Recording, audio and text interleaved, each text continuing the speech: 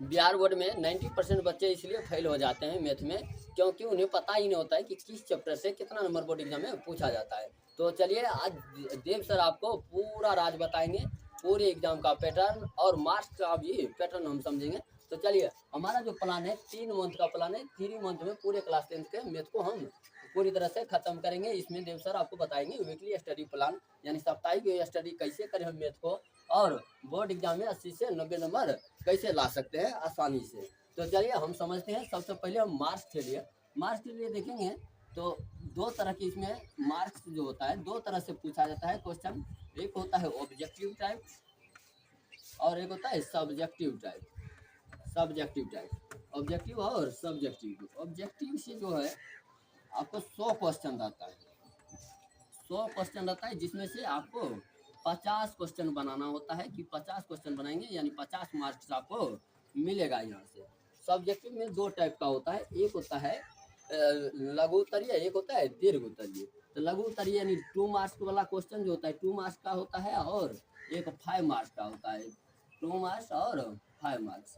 तो देखिए 2 मार्क्स वाला क्वेश्चन जो है आपको 30 दिया जाएगा, 30 क्वेश्चन रहेगा, 30 क्वेश्चन। इसमें से आपको 15 क्वेश्चन बनाना है, 15 क्वेश्चन आपको बनाना है।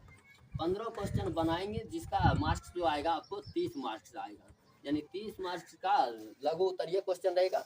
अब देखिए 50 और 30 80 हो गया, यानी 20 नंबर होगा, यानी 8 क्वेश्चन इसका रहेगा।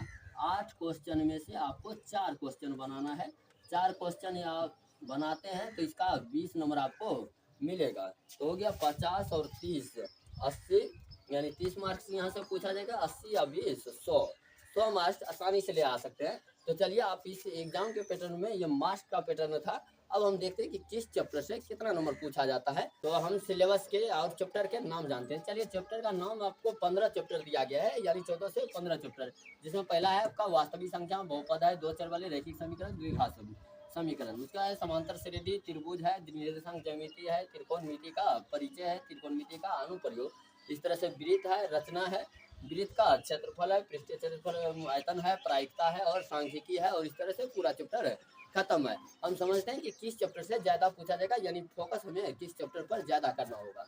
तो सबसे ज़्यादा फोकस जो होगा हमारा बहुपद पर होगा, जो कि ऑब्जेक्टिव के लिए बहुत ही महत्वपूर्ण है। उसके बाद द्विघात समीकरण पर होगा, समांतर श्रेणी पर होगा, और 20 नंबर का सबसे इम्पोर्टेंट चैप्टर है त्रिभुज और त्रिकोणमिति। ये 2 चैप्टर सबसे महत्वपूर्ण रहेगा। आखिर ये 2 चैप्टर ही मात्र पढ़ के हम पास कर सकते हैं, अच्छे नंबर भी आ सकता है। तो ये 2 चैप्टर को महत्वपूर्ण रूप से रखेंगे। प्रायिकता को आसान है, आसानी से हम लोग इसे याद कर सकते हैं। और इस बैच का नाम जो है पावर बैच है, जो कि 3 महीना के लिए रहेगा, और 3 महीना में पूरी बैच को खत्म किया जाएगा। हमें इतना विश्वास है कि आप लोग पूरे चैप्टर और सिलेबस को समझ गए होंगे, और किस चैप्टर को कितना ज़्यादा फोकस करके पढ़ना है इस बात को भी आप समझ गए। वास्तविक संख्या से भी बहुत सारे ऑब्जेक्टिव आते हैं। तो चलिए आज के लिए इतना ही, धन्यवाद। अगर आपको वीडियो पसंद आए तो चैनल को सब्सक्राइब जरूर करें। जय हिंद।